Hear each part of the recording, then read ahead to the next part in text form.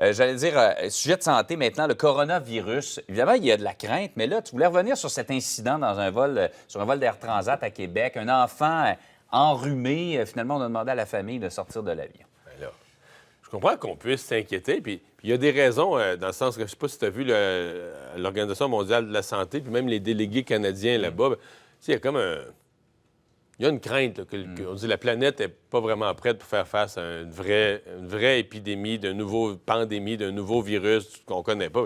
Donc, mais une crainte en même temps, je veux dire. Au Québec, présentement, il n'y a pas un cas. Là. Hier matin, à pareille heure, on pensait qu'il y avait peut-être 2 personnes qui l'avaient. Finalement, les résultats sont sortis négatifs. Mais là, les gens sont dans un avion, tout va très bien. Il y a un enfant qui tousse. D'ailleurs, le coronavirus, à date, a épargné pas mal les enfants. Il y a un enfant qui tousse. Il a fait expulser la famille de l'avion. Mais là, je veux dire, faut pas virer fou non plus. Je veux dire, il y a comme un... Tu te dis, OK, là, je comprends mal comment les passagers ont pu provoquer pareille réaction, pareil malaise. Puis je comprends mal comment Air Transat a pu dire oui à ça. Et là, Mario, ça veut presque dire que quand tu vas prendre un vol ces jours-ci, puis tu as un bon rhume, là, faut presque aller voir un médecin avant, avoir un papier. Ben, c'est exactement ce qu'Air Transat a dit. Oui, c'est ça. Air Transat a dit, parce que les gens ont dit, moi, on est allé voir le médecin un matin, puis il a dit, il n'y a pas de problème, là, il y a le rhume, c'est plus grave que ça.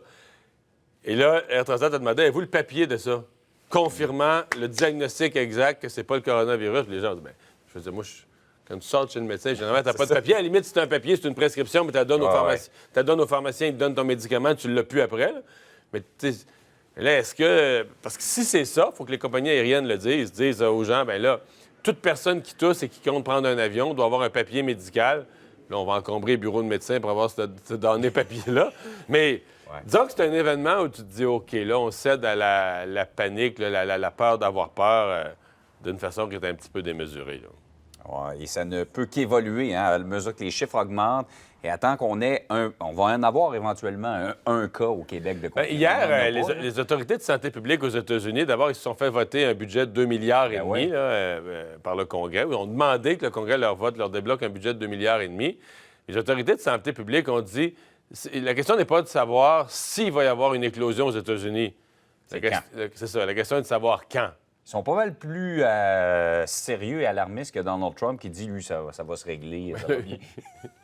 Il dit qu'avec le printemps, c'est ça. Avec le printemps, là, ça devrait se passer. Mais effectivement, les entendre parler, on prend la situation très au sérieux aux États-Unis. Oui, même s'il y a très peu de cas là aussi. Il faut, mais c'est ça. C'est comme ça, on est résigné au fait qu'à un moment donné, il y a un cas qu'on va découvrir quelques jours trop tard, puis durant ces journées-là, cette personne-là va avoir serré des mains, touché des poignées de porte, rencontré des gens, puis là, tu vas te retrouver dans un village ou dans un bureau, autour d'une certaine place, tu vas te retrouver avec une éclosion.